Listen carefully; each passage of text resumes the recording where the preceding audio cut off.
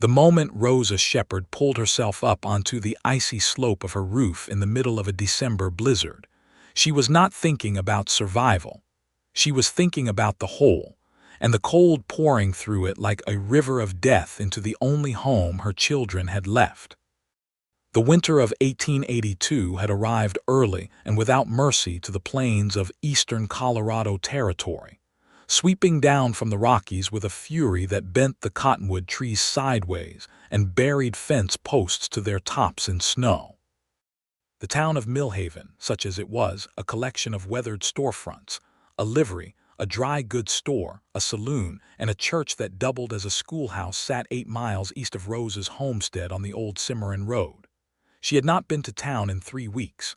She had not needed to, and more honestly, she had not had the means to get there, not with her mule lame from a stone bruise and the wagon wheel cracked along its spoke. Rosa was 31 years old, and she had been a widow for 14 months. Her husband, Daniel Shepard, had been a good man with bad luck, and the combination had proven fatal in October of the previous year when a horse spooked during a cattle drive and threw him against a granite outcrop in the foothills. He had not suffered long, which was the one mercy the land had shown him. He had left behind Rosa, their daughter Lily, who was 9, and their son Thomas, who was 6, and 40 acres of hard Colorado ground that grew more stubbornness than anything else. But Rosa was stubborn too. People in Millhaven said so, sometimes with admiration and sometimes with the quiet disapproval reserved for women who refused to fold when folding seemed the sensible thing. She had stayed on the land. She had worked it. She had traded eggs and mending work for flour and salt, and she had kept her children warm through one winter already. She intended to do the same through this one. That intention was severely tested on the morning of December the 8th, when a crack of wind so violent it shook the entire cabin from its foundation, tore a section of the roof boards loose along the northeast corner. Rosa had heard the sound from inside, a shriek of wood, and a sudden rush of frozen air that sent the hanging lantern swinging and woke both children from their sleep. She had climbed up to look at it from the inside first, standing on the kitchen table with a candle, and what she saw made her stomach drop. A gap nearly 2 feet long had opened between the roof boards and the ridge beam, and the snow was already sifting through it in a fine, deadly curtain. The corner of the room where Thomas's small cot sat was already dusted white. Rosa had moved the children to the far corner near the stove, wrapped them in every blanket she owned, and told them she would fix it. Thomas had believed her immediately. Lily, who was old enough to understand the situation with a sharpness that sometimes frightened Rosa, had looked at her mother with eyes that held both fear and a fierce, stubborn pride that was entirely inherited. "I can help," Lily had said. "You will help by keeping Thomas warm and keeping that stove fed," Rosa had said firmly. "That is your job today, and it is an important one." She had gone to the barn and found the old roll of tar paper she had been saving since summer, and a handful of roofing nails that she counted twice to make sure she had enough. She had taken Daniel's old hammer from its hook on the wall, the one with the cracked handle she had wrapped in rawhide 3 times and never thrown away because it was his. She had dressed in every layer she owned 2 wool skirts, her heaviest coat, Daniel's old sheepskin vest over it, and a wool scarf wound twice around her head and neck. She had pulled on her heaviest gloves. Then she had gone outside into the blizzard and propped the old wooden ladder against the side of the cabin. The wind hit her like a physical blow the moment she stepped out the door, and the snow was driving sideways, stinging every inch of exposed skin. The ladder rungs were coated in a thin sheet of ice, and she had to kick each one clear before she stepped on it. The roll of tar paper was slung over one shoulder, the hammer tucked through her belt, the nails in her coat pocket where she could feel their cold weight against her hip. She was nearly to the top when she heard it, a sound she almost missed beneath the howl of the wind, the heavy, rhythmic sound of a horse's hooves on the frozen road. Vernon Carver had been riding since before dawn. He had left the town of Pueblo 2 days earlier with a commission in his saddlebag, and a route that would take him northeast to Millhaven, and then on to the small settlement of Cedar Crossing before Christmas.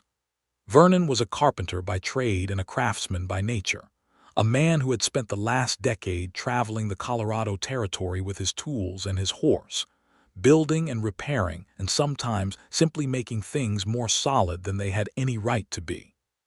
He was 35 years old, broad through the shoulders, with hands that bore the honest scars and calluses of a man who had spent his life doing real work. He had brown hair that the wind perpetually disordered, and eyes the particular shade of gray-green that changed with the weather, darker in storms, lighter in open sky. He had no wife. He had come close once, a woman named Clara in Denver City, but she had wanted a man who stayed in one place, and Vernon had not been able to promise her that, not then, not honestly.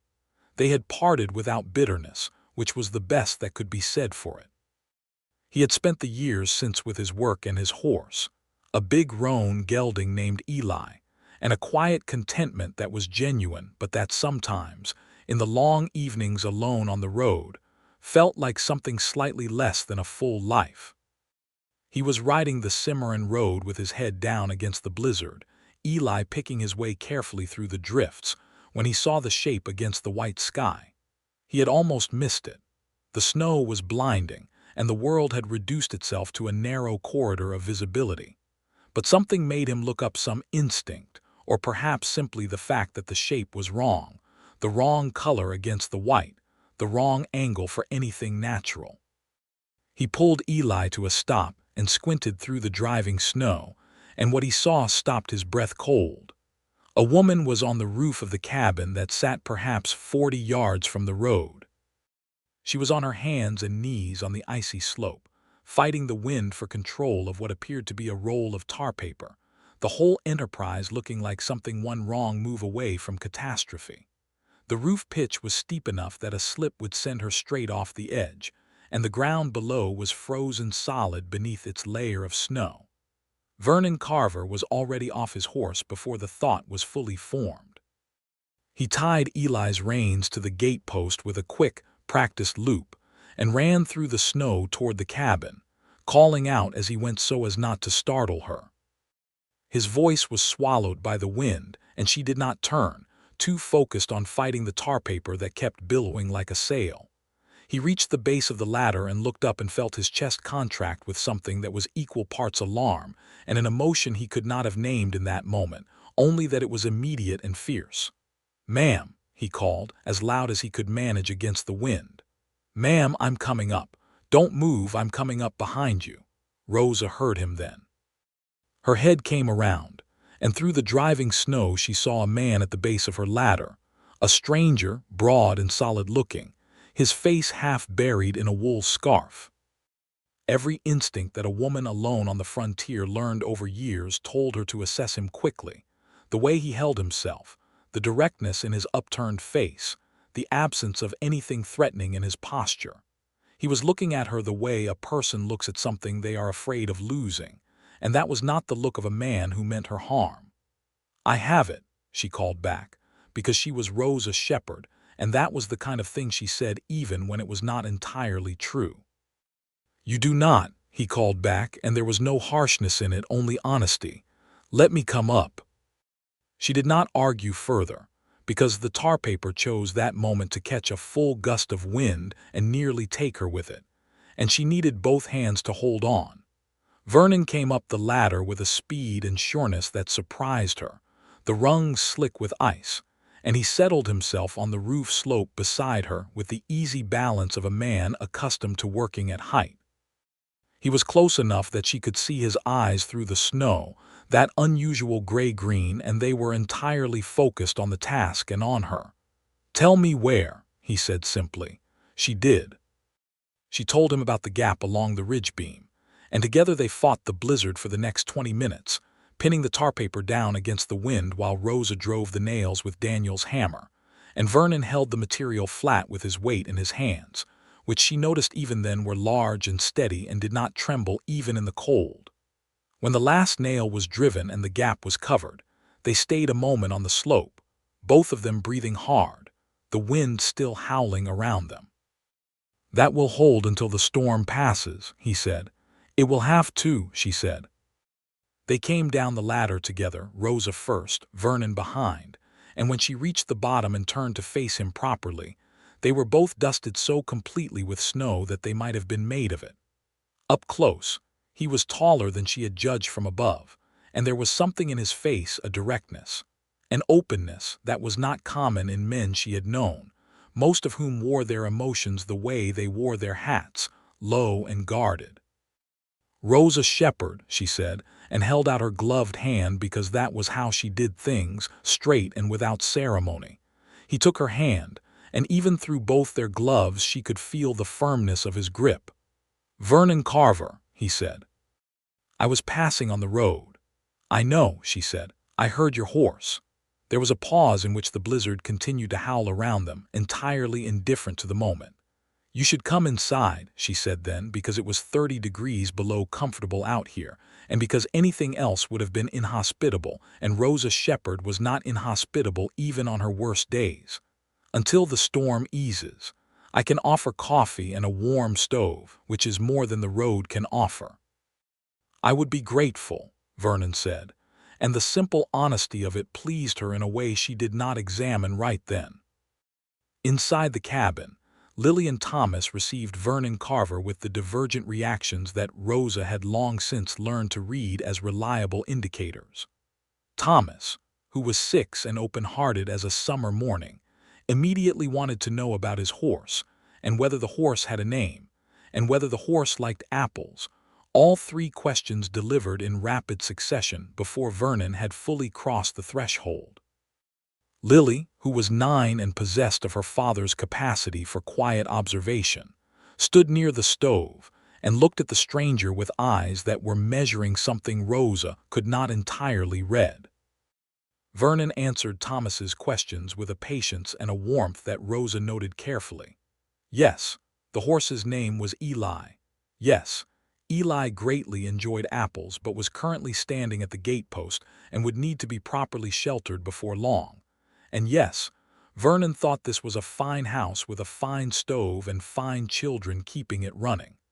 The last part made Thomas beam with a pride so complete it was almost painful to look at. Lily said nothing, but moved aside from the stove to give Vernon access to its warmth, which Rosa recognized as acceptance in her daughter's particular dialect. Rosa made coffee from the good ground she had been rationing, because a man who had just come off an icy roof in a blizzard to help a woman he did not know deserved the good coffee. She set it before him at the kitchen table along with the last of the cornbread from that morning, and they sat across from each other while the storm raged against the walls and the stove ticked and breathed its heat. "You're a carpenter?" she asked because she had noticed his hands again and the quality of calluses on them, the particular way they were placed on the table. Carpenter's hands were different from ranchers' hands, different from a farmer's, and she had learned to read them. He looked at her with something that might have been surprise. "I am," he said, "traveling work mostly. I had a commission in Pueblo heading to Millhaven." "You're 8 miles west of Millhaven," she said. "I suspected I might be off the road a ways," he admitted. The snow makes navigation a charitable interpretation of the term. She almost smiled at that. Almost. It had been a while since she had almost smiled at something a man said, and she was aware of it the way you are aware of a bruise when it stops hurting for a moment and you realize it is healing. "What's the work in Millhaven?" she asked. "Frank Holt at the dry goods store wants a new loading dock and storage addition on the back of his building," Vernon said. "And I've had a letter from the minister there about repairing the church floor before winter sets in hard." He paused. "It seems winter had its own timeline." "It usually does in Colorado," Rosa said. They talked through 2 cups of coffee and the better part of the afternoon because the blizzard showed no intention of relenting. Rosa learned that Vernon had been born in Ohio and come west at 22 with his father's toolbox and a determination to find work that was real and lasting. He had spent years in Denver City, then south to Pueblo, and had been traveling the territory circuits for the past 4 years. He knew the land in the way of a man who had crossed it many times on many roads, not as a tourist, but as someone who had sat with it in all its weathers. She told him about the homestead, about Daniel's death, about the 40 acres that she intended to keep and work. She told him matter-of-factly, the way she had learned to tell it without the grief bleeding into every word, though the grief was still there underneath, a permanent geography of her interior landscape. 14 months, Vernon said, when she mentioned the time. He said it with a quietness that was not pity. She had received enough pity to know the difference, but something more like acknowledgement, as if he understood that 14 months was both a long time and no time at all, depending on the hour. It gets more manageable, she said. The children help with that.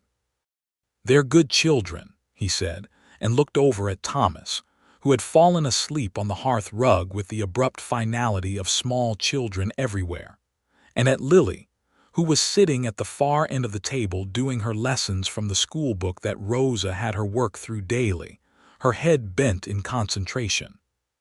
They are, Rosa agreed, and there was everything in her voice when she said it. Vernon stayed through the storm. There was no question of him leaving while the blizzard was at its peak, and Rosa would not have turned out a dog in that weather, let alone a man who had climbed her roof to hold down her tar paper. He sheltered Eli in Rosa's small barn alongside her lame mule, and he brought in 2 armloads of firewood without being asked, which was the kind of unsolicited practical help that Rosa had learned was worth more than most things a person could say or offer. He slept that night on the floor near the stove, wrapped in his own bedroll that he had pulled from his saddlebag, and he was asleep within minutes, with the ease of a man accustomed to sleeping wherever the end of the day found him. Rosa lay in her bed in the small back room and listened to the storm battering the walls and heard the cabin hold steady under it, the repaired corner silent now, the cold kept out, and she thought about the specific quality of silence that came from not being entirely alone, and how she had forgotten what it felt like. She did not dwell on it. She was practical by nature and by necessity, and she went asleep. In the morning the storm had moved on to the east, leaving the world white and still and blindingly bright in the early sun. Vernon was already up when Rosa came out of her room, and he had the stove going and had melted snow in the big pot for washing water, and he was standing at the window looking out at the clean white landscape with a cup of water in his hand because the coffee was not yet ready. "You didn't have to do that," Rosa said, meaning the stove and the water. "I know," he said simply. She made the coffee, and they stood at the window together for a moment, not quite side by side but close enough, looking out at the world the blizzard had rearranged.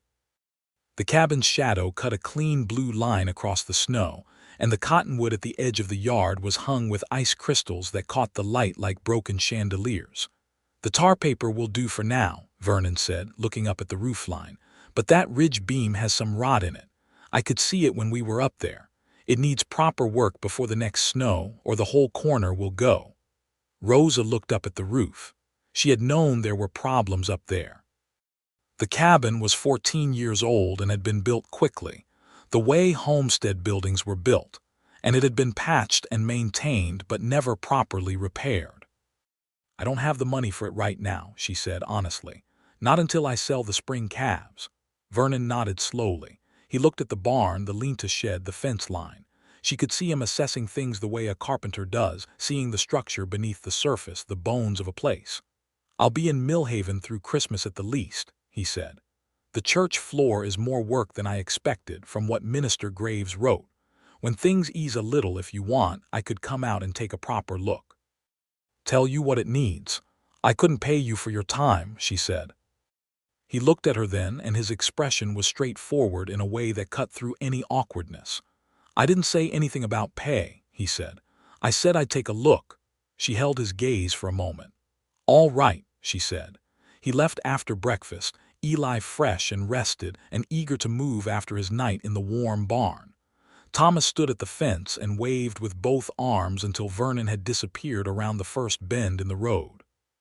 Lily stood at the door and watched, And then she came back inside and picked up her school book without saying anything, which was, for Lily, a particular kind of eloquence. Rosa watched the road for a moment after he was gone, and then she went inside and began the work of the day. The days after the blizzard were the deep, cold, crystalline days that Colorado offered sometimes in December, when the air was sharp as glass, and the sky was the specific blue of something precious. And the cold was brutal, but the world was beautiful enough to almost make you forgive it. Rosa worked the homestead as she always did, feeding the animals, breaking ice in the water trough, mending, cooking, keeping the fire, supervising Lily's lessons and Thomas's reading, which was coming along haltingly but surely. She thought about Vernon Carver more often than she would have predicted, not in any dramatic fashion. She was not the kind of woman who suffered from dramatic internal whether life had been too consistently demanding for that. But she thought about the quality of his silence, which was the easy silence of someone comfortable with themselves. She thought about the way he had looked at her children, with genuine attention rather than the glassy politeness that some people managed. She thought about the matter-of-fact way he had climbed her roof in a blizzard and held down her tar paper, as if it were simply the obvious thing to do. She thought about his eyes, that gray-green that changed with the light. She noted that she was thinking about his eyes, and she told herself firmly to be practical, and she was practical. And then sometimes in the evening when the children were asleep and the fire had burned down to coals, she thought about his eyes again. He came on the following Saturday. She heard Eli first. She recognized the particular sound of his hooves now, which was something she noticed she had registered without meaning to. And she went to the door to find Vernon coming up the path, a canvas bag over his shoulder and a look on his face that was careful and warm at once. "I have the minister squared away for the week," he said. "I thought I'd come take that look I mentioned if it's still convenient." "It is," she said. "Come in and have coffee first." Thomas erupted from wherever he had been the moment he heard Vernon's voice and launched himself into the kitchen with a 6-year-old's complete lack of restraint.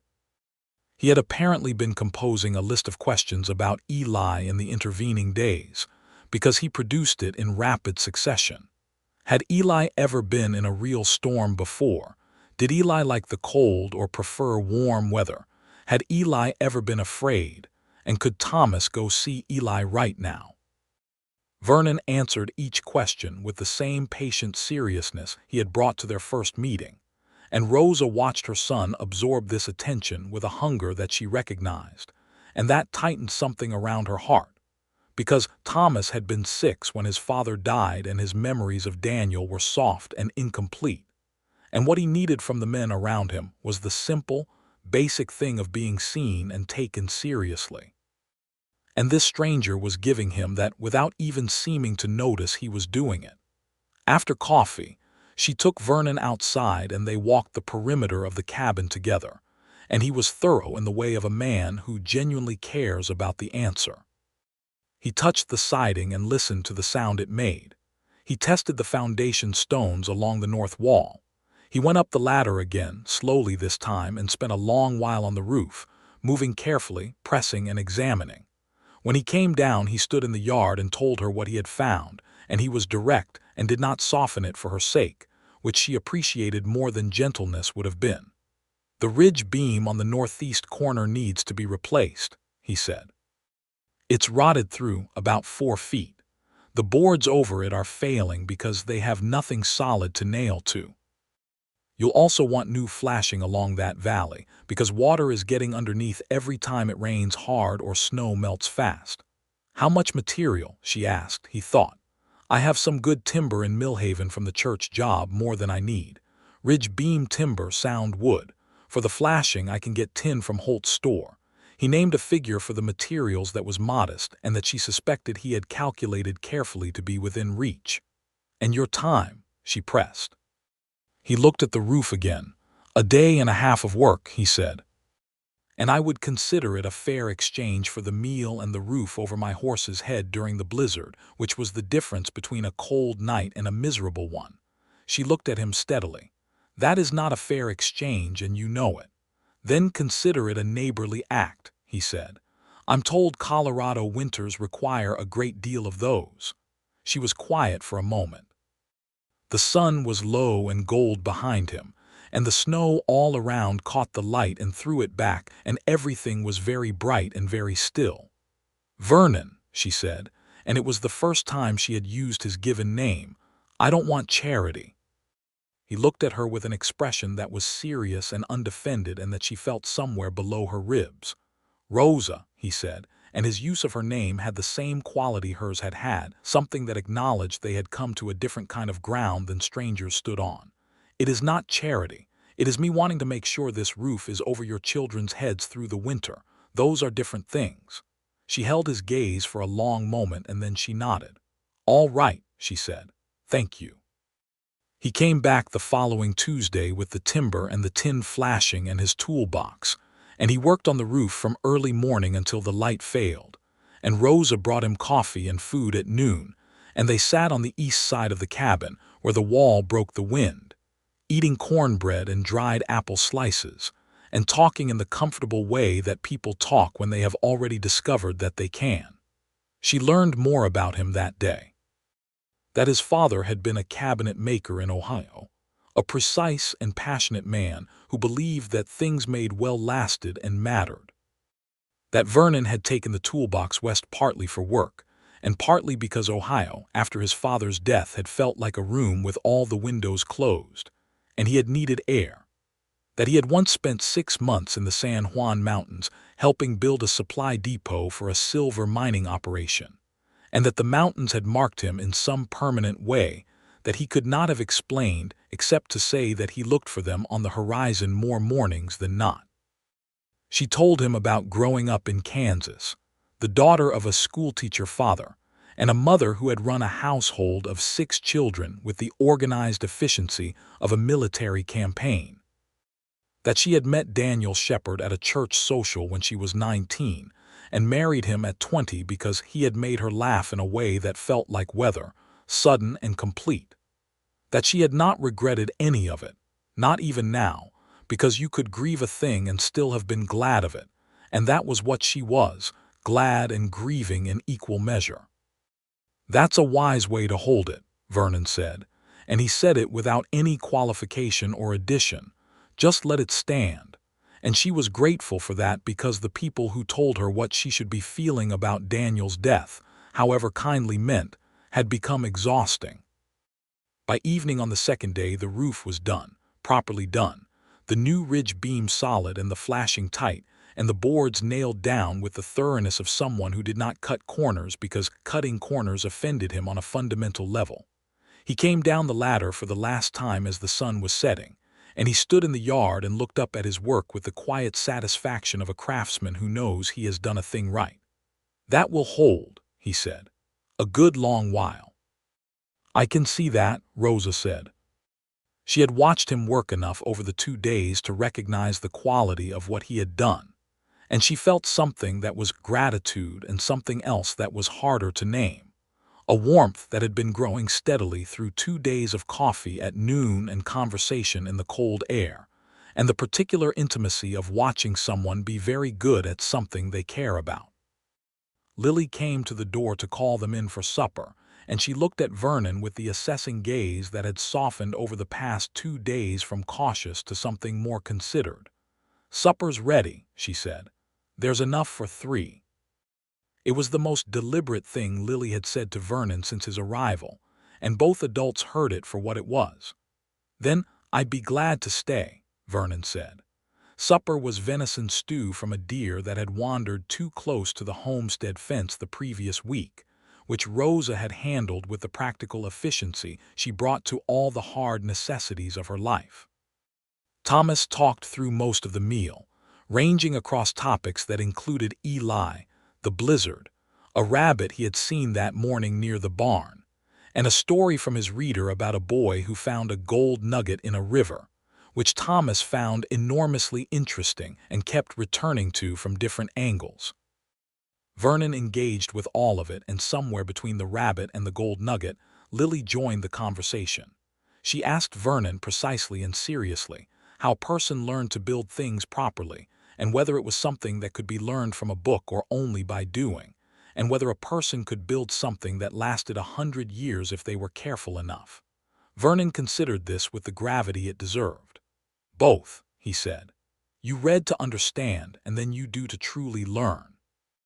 And yes, he said, I have seen buildings 150 years old that are standing today, and they are standing because the person who built them thought about every piece and its relationship to every other piece and did not rush. Lily absorbed this and then said, that is also true of mathematics. It absolutely is, Vernon agreed.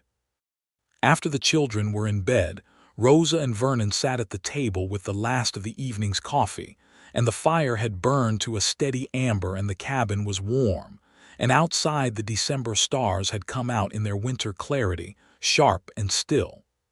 You're good with them, Rosa said quietly. Vernon looked at the door to the children's room. They're easy to be good with, he said. Thomas has a genuine and contagious enthusiasm for the world, and Lily has one of the sharpest minds I've encountered in a person of any age. She has her father's mind, Rosa said.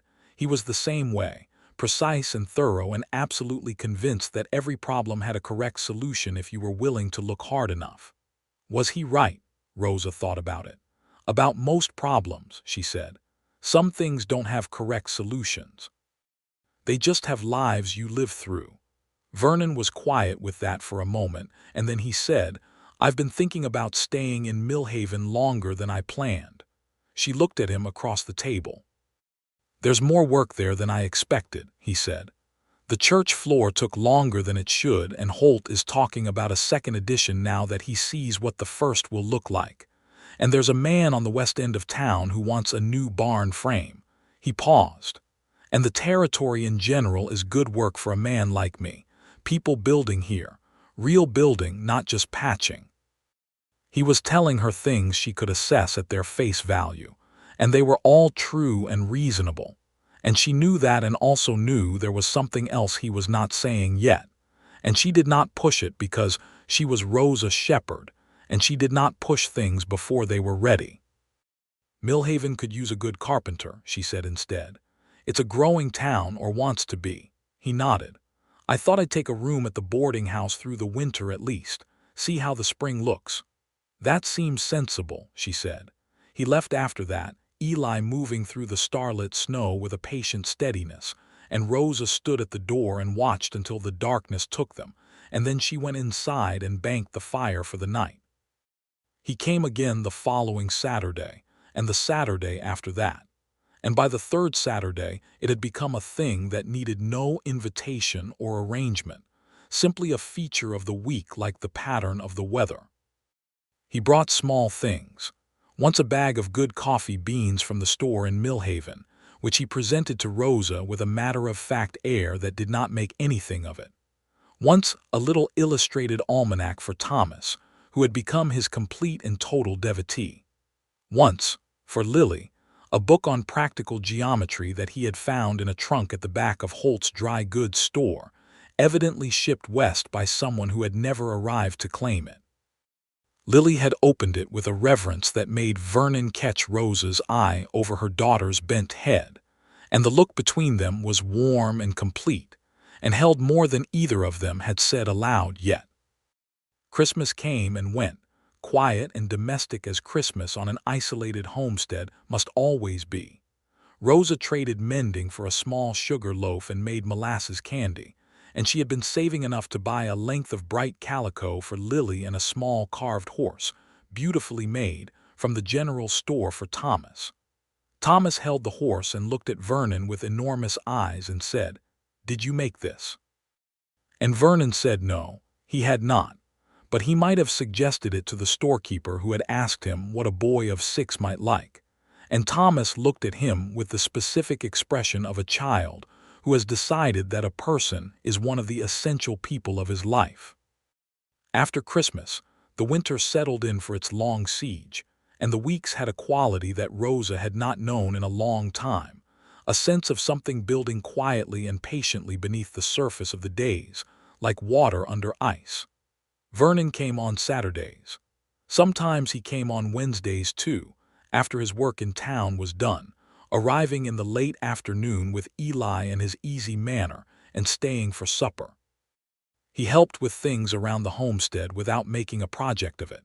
He rehung the barn door that had been catching on the frozen ground. He reinforced the fence posts along the north pasture that had begun to lean. He looked at the wagon wheel Rosa had mentioned and set about repairing it with a focused competence that had the wheel straight and sound within 2 hours. Rosa worked alongside him when she could and let him work alone when the task required it, and they talked throughout, a running conversation that moved easily from practical matters to larger ones, from the work of the day to the nature of things. She told him about the injustices she had seen and lived, the way the territory's land offices treated widows, the difficulty of a woman establishing legal standing over her own property without a male cosigner, the times she had been in a room where her opinion was dismissed or redirected because of who she was. She told him about it without bitterness but without softening it either, because it was the truth, and she had learned that the kind of person worth trusting was the kind who could hear the truth without making her apologize for it. Vernon listened with a seriousness that told her he had thought about these things himself, had perhaps witnessed them and turned them over in his honest mind. "It's wrong," he said simply. On the afternoon she told him about the land office. A woman who works 40 acres and keeps her children and her cattle and her homestead is doing as much or more than any man who comes in with his name on the deed, and the law should be built around that fact. "The law is built around a great many comfortable assumptions," Rosa said. "It is," he agreed, "and most of them need rebuilding." It was the kind of conversation she had not been able to have in a long time, not because people around her were unkind, but because most of them were too absorbed in survival to have energy left for questioning the structure of things. Vernon had both the capacity for the daily practical and the larger contemplative, and that combination was, she was finding, one of the more unusual and valuable things she had encountered. February came in cold and relentless, and then one Saturday afternoon Vernon arrived and did not take off his coat right away, but stood in the kitchen with a particular quality of stillness that told Rosa something was different. She turned from the stove and looked at him. "I've been thinking about something," he said, "and I want to tell you what it is before I talk myself out of it or into some worse version of it." "Then tell me," she said. "I want to court you," he said, straight and clear and without flourish, in the manner of a man who had thought about how to say this and decided that the best way was the honest one. "I have wanted to since about 20 minutes after I climbed off Eli at your gate in that blizzard, and I have been patient with myself about it because I know that 14 months is not so long, and because I did not want you to think any of the time I have spent here was calculated toward that end, because it was not." He paused. "Though I will admit that the fact of you has made staying in Millhaven considerably easier to decide." Rosa was quiet for a long moment. She looked at him standing in her kitchen, this tall, honest, careful man with his carpenter's hands and his gray-green eyes, and his patience that was not passivity but something more like respect. She thought about the way she had felt since December, the slow warming of something that she had thought perhaps was finished in her, the particular pleasure of a conversation with someone who was genuinely interested and genuinely interesting, the way she looked up from her work sometimes when she heard hooves on the road. "I appreciate the honesty of that," she said carefully. "But," he said, reading her tone. "No, but," she said. "I was going to say I appreciate the honesty of that, and that I would like that too, and that I have been aware of wanting it for some weeks and telling myself to be sensible about it." Something moved through his expression, something that was not surprise exactly but a kind of release, as if he had been holding a great deal very carefully and could now set it down. "You can still be sensible about it," he said. "I'm not asking for anything but the chance to be in your company properly, with your full awareness that I intend to make something of it if you'll have me." "I'm already fully aware," she said. "I have been for a while." The smile that came across his face then was something she filed away somewhere permanent, because it was entirely genuine and entirely his. Not the managed pleasantness that men in social situations produced, but the real thing. The thing that happened when a person is glad in a way they did not expect to be allowed to be. She smiled back, and it had been a while since she had smiled like that. The full version, the one that reached her eyes, and it felt strange and good in the way that things feel when they have been absent long enough that you had started to believe they were gone. Spring came slowly and then all at once, as it does in Colorado, the way a river goes from ice to flood without much middle. The snow pulled back from the south-facing slopes first, then from the flat ground, and the mud season arrived with its particular misery and its particular promise. The cottonwoods put out their first tentative leaves, small and yellow-green and trembling in the spring wind, and the birds came back in waves, the meadowlarks first with their bright liquid song that was one of the sounds Rosa associated most deeply with the word home. The courtship was a thing of daily texture and quiet accumulation. Vernon came to the homestead 3, sometimes 4 times a week now, and there was no pretense about the arrangement. The people of Millhaven knew he was calling on Rosa Shepard, and the response was largely what Rosa had expected. Most people were glad. A few were curious in the slightly proprietary way small towns develop about people they consider their own, and 1 or 2 women of the more rigid social variety suggested, not to Rosa's face but within earshot, that it was perhaps slightly soon for a widow to be entertaining a gentleman caller. Rosa had heard this and had thought about it, and had come to the conclusion she generally came to about opinions that were offered without request. She noted them, assessed whether they contained any genuine wisdom, and proceeded according to her own considered judgment. She had been a widow for nearly 2 years now, and she had done everything that a person was supposed to do in grief. She had honored Daniel. She had mourned him. She had kept his memory alive for their children in all the small daily ways that love persists after death. She was not dishonoring any of that by allowing something new to begin. She was simply being alive, which Daniel, of all people, would have understood. She told Vernon about the conversation she had heard, on an April afternoon when they were walking the fence line of the north pasture together checking for winter damage to the posts. She told him matter-of-factly and without particular emotion. "Does it change anything for you?" he asked. "Not one thing," she said. He nodded, satisfied. "Good," he said. "It doesn't change anything for me either, but I wanted to be sure you knew that." "I knew that," she said. He stopped at the next fence post and put both hands on it to test its solidity, and then he turned to look at her in the spring light with a directness that made her breath settle somewhere lower than usual. "Rosa," he said, "I want you to know that I am not here because I need a homestead or because I am lonely or because you are the nearest available woman. I am here because of you specifically, the exact person that you are." She looked back at him, and the spring wind came across the pasture and moved her hair, and somewhere in the cottonwoods a meadowlark went on singing its bright song. "I know that too," she said softly. He reached out and took her hand, the way he had done only once before, the first day at the gate in the blizzard, but differently now. This was not practicality or politeness. This was a declaration as clear as any words, his large, warm hand around hers, and they stood in the April sunshine on the fence line of her 40 acres and held on. The first time he kissed her was in May, on an evening when the air smelled of new grass and the sky had gone the deep rose of a Colorado sunset, and he had been helping her carry water from the well to the kitchen garden she was putting in along the south wall of the cabin. They had set down the buckets and straightened at the same moment and found themselves closer than the task required, and he had looked at her for a long moment with that expression she had come to know, the one that held everything he felt without concealing any of it.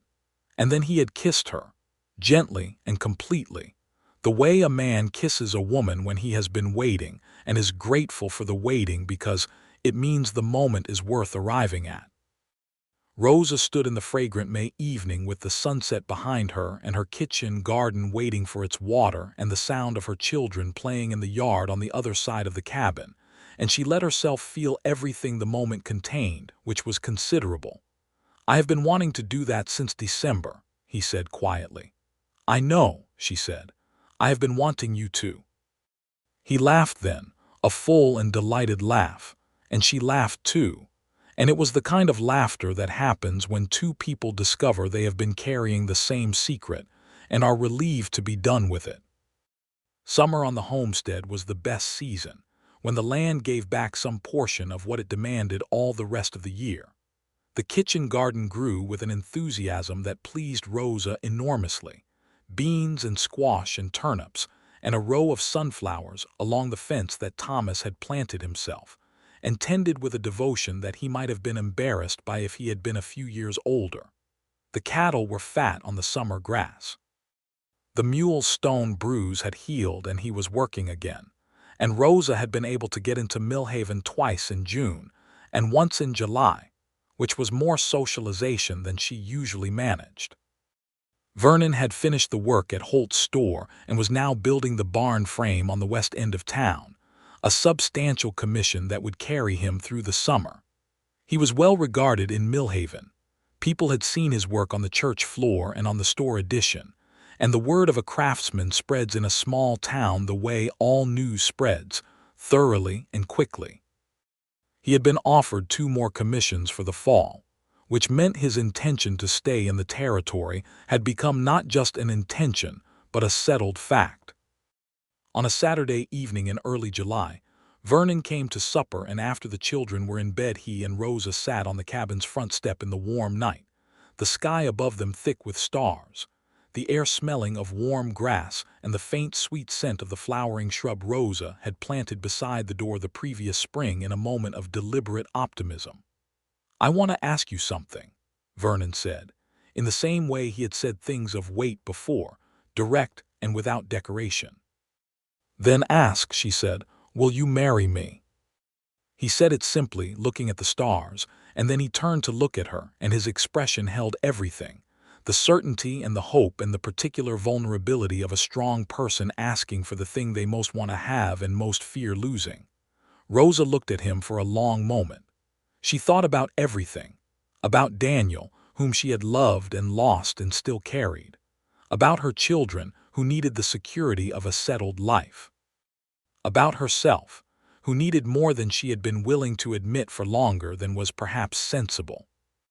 She thought about Vernon's hands and his gray-green eyes and his patience and his honesty and the way he had climbed her roof in a blizzard and not made anything of it, had just done the obvious needed thing. "Yes," she said. It was not a complicated answer. It was the simplest answer to the simplest question she had been asked in a long time, which was, would she choose this life over an alternative? Yes, she would choose this. He reached over and took her hand, and they sat on the step in the July stars and did not feel the need to say much more, because the yes had said all of it. Thomas, when told the following morning, responded with a joy so physical and comprehensive that it involved running in 3 full circles around the cabin before he could collect himself sufficiently to ask whether this meant Vernon would live here, and whether Eli would live in the barn. When assured on both counts, he ran another circle. Lily, informed quietly and separately while Thomas was outside investigating Eli's contentment in the barn, looked at her mother with those serious measuring eyes for a long moment, and then she said, "I think that is the right thing," with a solemnity that broke Rosa's heart in the best possible way. They were married in September, in the Millhaven church on a Tuesday afternoon, when the aspens along the creek were beginning their turn to gold, and the sky was the clean blue of early autumn. The church was not large and neither was the gathering, but it contained the people who mattered. Minister Graves, who performed the ceremony with a warmth that spoke to a man who had seen enough of life to appreciate real things when they appeared. Frank Holt and his wife Mabel, who had been among the first to welcome Vernon to Millhaven, and who had arranged for a small reception at the store after.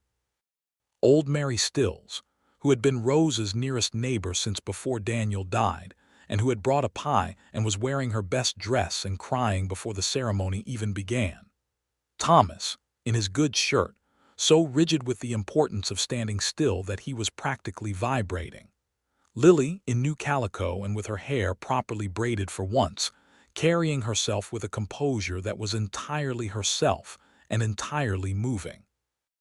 Rosa wore the blue wool dress she had made from fabric she had been saving, a particular blue that was not quite the color of the sky and not quite the color of water but something in between, and she had put her dark hair up and worn the small pearl earrings that had been her mother's, brought west from Kansas in a handkerchief at the bottom of her trunk. When Vernon saw her come up the aisle of the small church, something happened to his face that the people present remembered and described afterward in various ways, but all of them said the same essential thing, that it was unmistakable, the look of a man who is seeing the thing he loves most clearly and is not pretending otherwise. He said his vows in the steady, unhurried voice of a man who means every word and wants each one to land properly.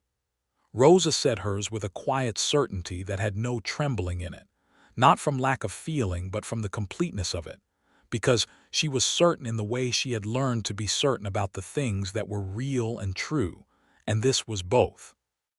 When Minister Graves pronounced them married, Thomas let out a sound that was half cheer and half sob and was entirely himself, and Lily put her hand in Rosa's free hand and held it, and old Mary Stills in the third pew cried openly and happily and did not attempt to conceal it.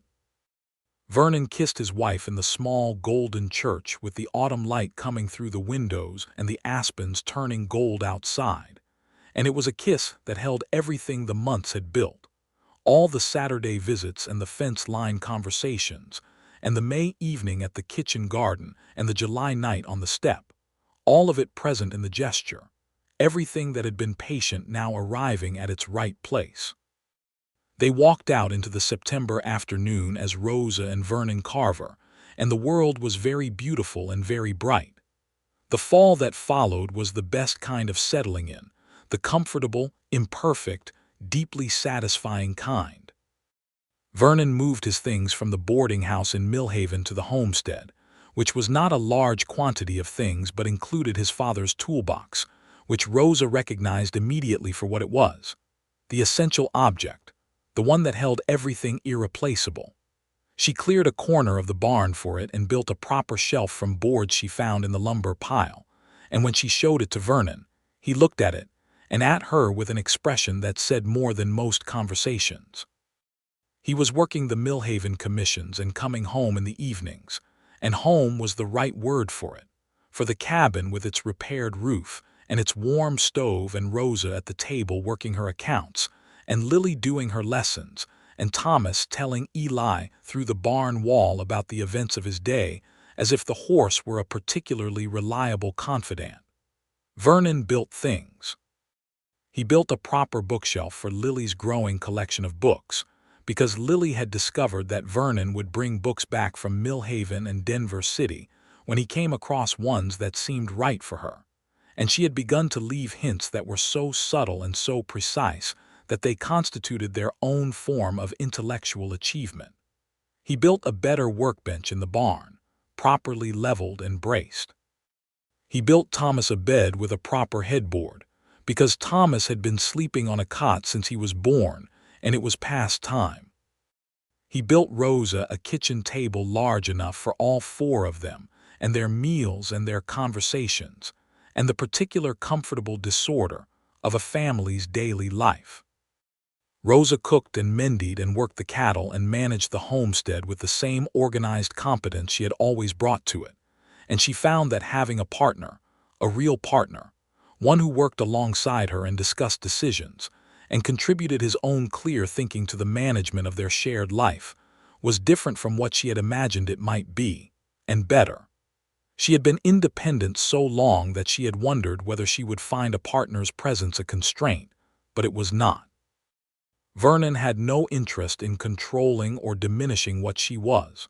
He was interested in what she thought and what she decided and how she saw things, and that interest was consistent and genuine, and did not depend on whether she agreed with him. They disagreed sometimes, with the comfortable directness of people who trust each other enough not to manage. About the cattle, about the budget, about the best way to handle the water rights issue that arose in November when a new homesteader to the north began diverting the creek in a way that threatened the south pasture. Rosa wanted to handle it through direct confrontation. Vernon wanted to handle it through the county office. They went to the county office and also spoke directly to the homesteader, and the matter was resolved in 3 weeks without becoming a dispute, which was better than either approach alone would have managed. Winter came again to Colorado, the second winter of Rosa's new life, and it was a different thing from the previous one. The roof held perfectly. The barn was solid. There was enough firewood stacked against the north wall to carry them through March without anxiety. The larder was full.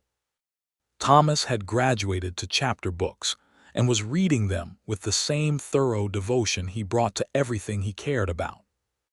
Lily had started corresponding, through Minister Graves, who facilitated the post, with a professor at the Colorado Agricultural College in Fort Collins, who had been so impressed by a letter of questions. Lily had written to the college's published journal on mathematics that he had written back with 6 pages of engaged and serious response. Rosa had read that response over Lily's shoulder, and then set it down and looked at her daughter with an emotion so large, it did not fit entirely inside her chest, because she was looking at a girl who would go to college, who would do something extraordinary in the world, and who was doing it from a homestead in eastern Colorado because her mother had stayed and kept the roof over their heads and her mind sharp. "You know," Rosa said quietly, "that whatever you want to do, wherever that takes you, your father and I, both of us, will have made it possible." Lily looked at her mother and then at the letter and then back at her mother. "I know," she said, and for a moment she was entirely the child she was and entirely the person she was becoming, and both of those things were wonderful.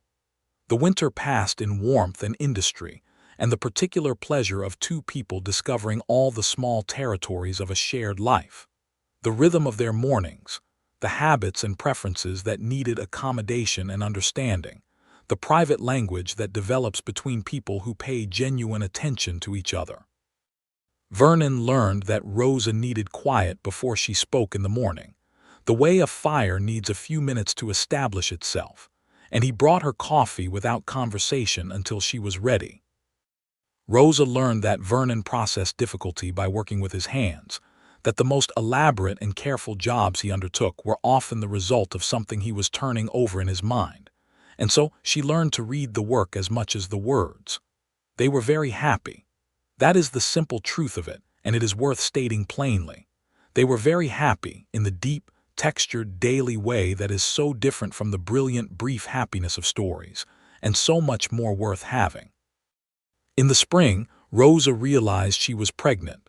She told Vernon on a March evening when the first geese were coming back overhead, their calls high and thin and wild in the darkening sky.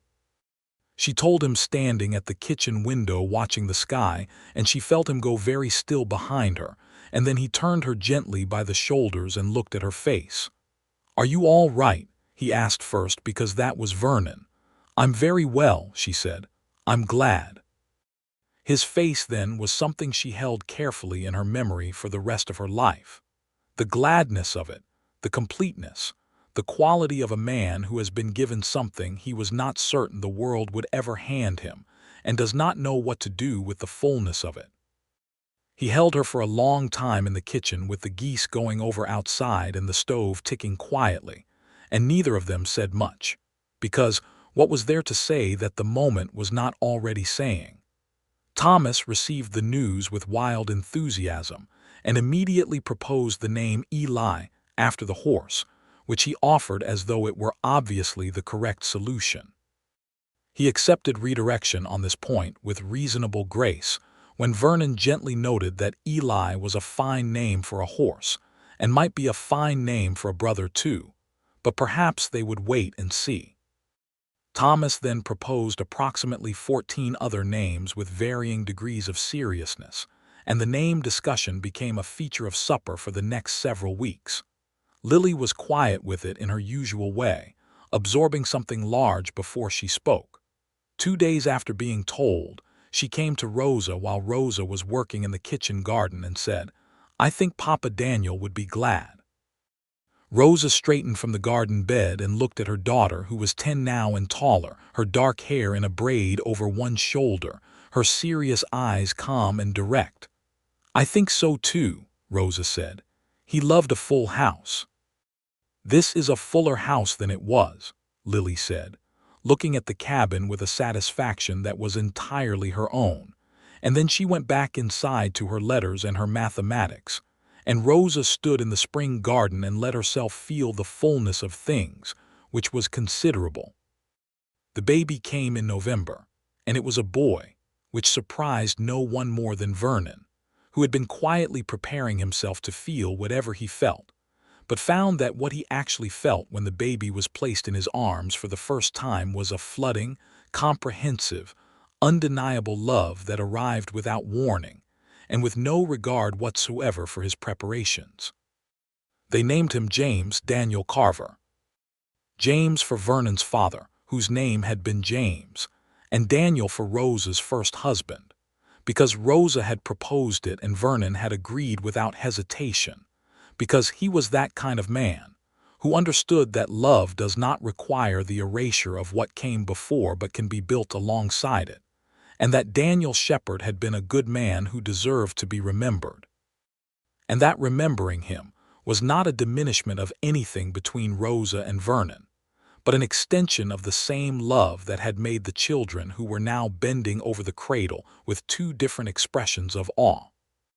James Daniel was a loud and robust baby with his mother's dark eyes and his father's wide hands, and he was adored without reservation by everyone in the household, including, it became clear within his first 2 weeks, Thomas, who had appointed himself the primary and irreplaceable assistant to the care and entertainment of his new brother, with a seriousness of purpose that exceeded anything he had previously brought to bear on any task.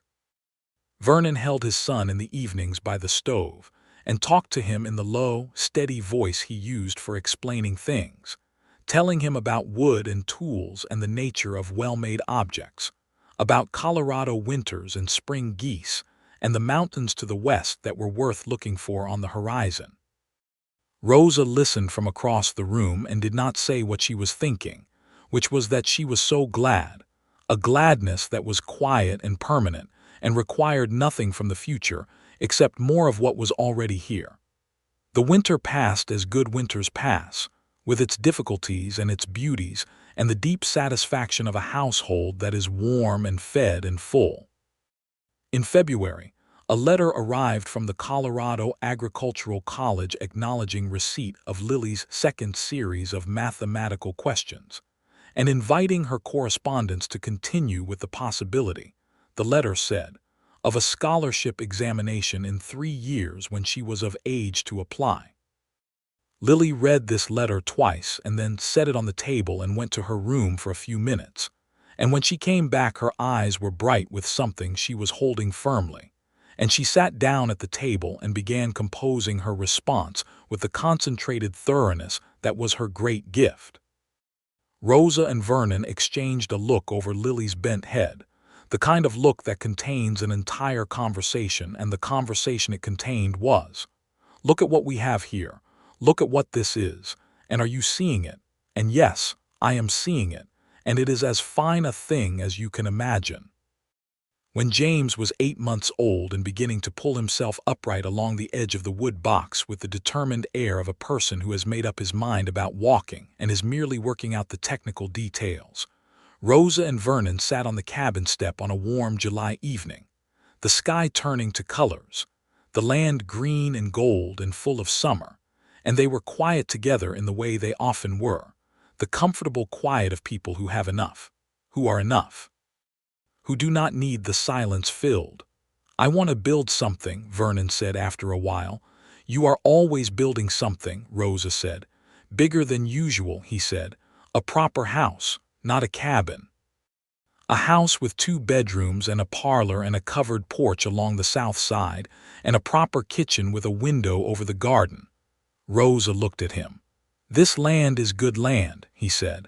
40 acres is a real holding. The cattle are doing well, and there are commissions enough in Millhaven and Cedar Crossing to keep us comfortable. And James is going to need room to grow, and Thomas is going to need space to bring his friends home, and Lily is going to need a proper desk with a window where she can see the sky. He paused. "I want to build us a house that will stand 150 years.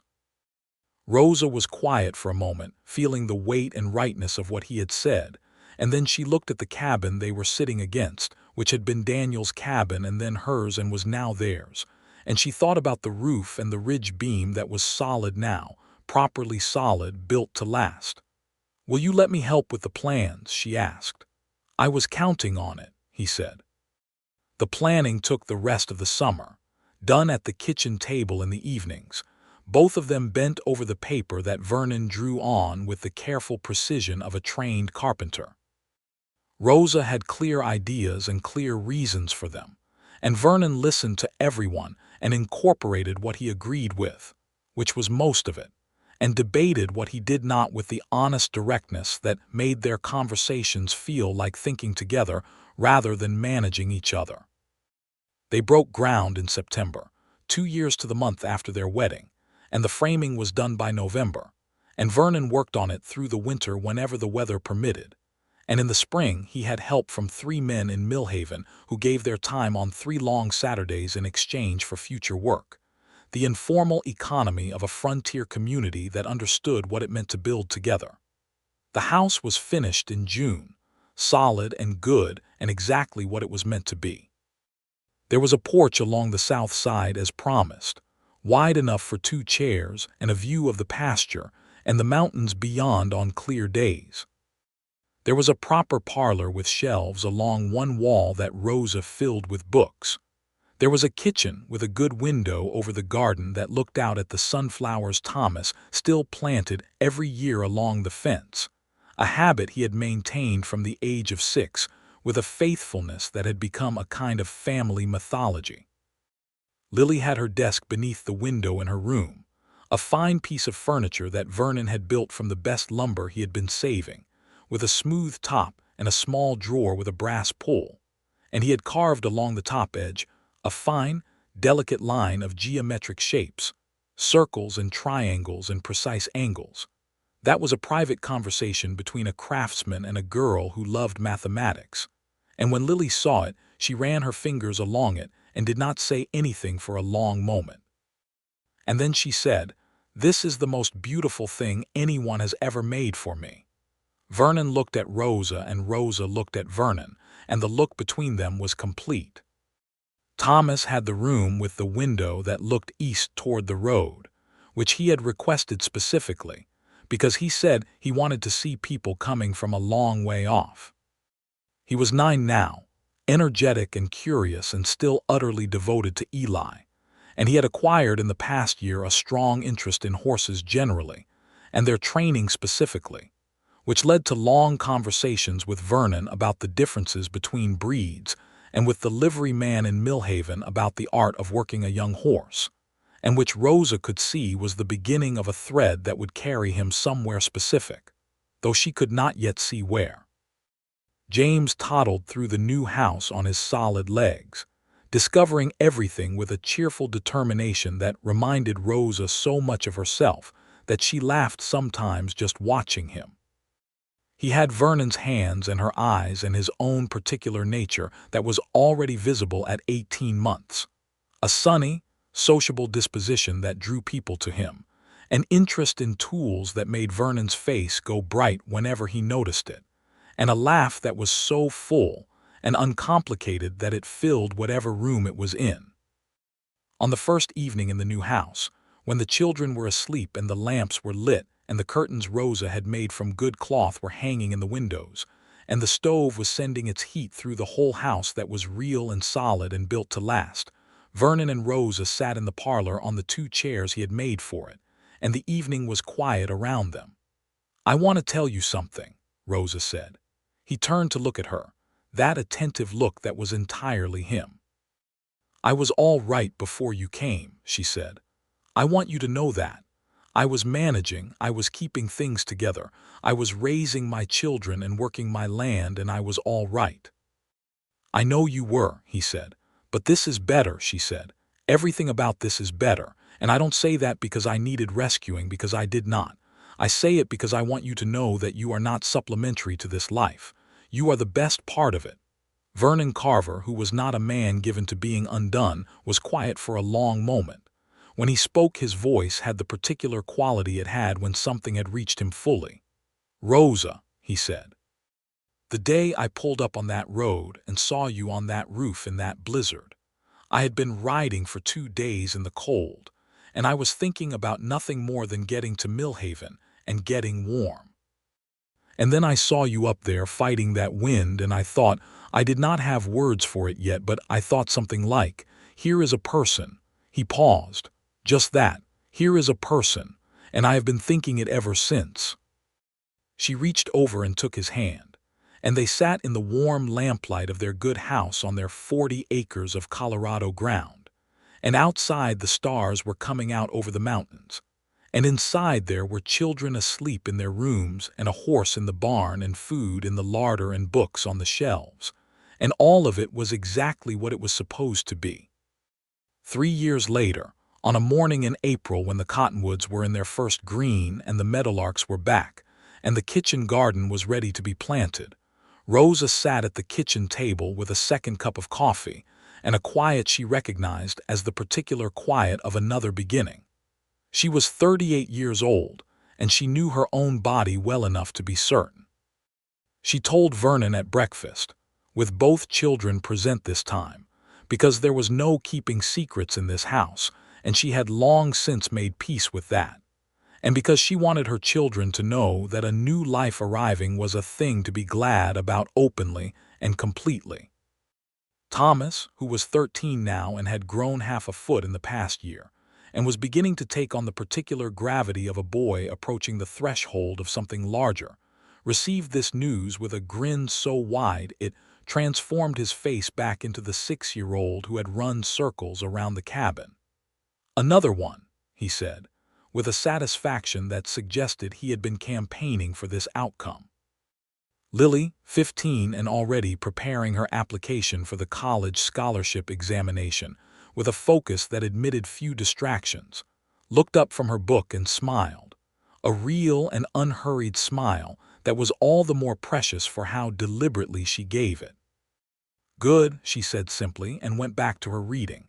James, who was 3 and seated in his chair with the solemn importance of a small person at a large table, looked from his father to his mother and then said with great decision, "Baby."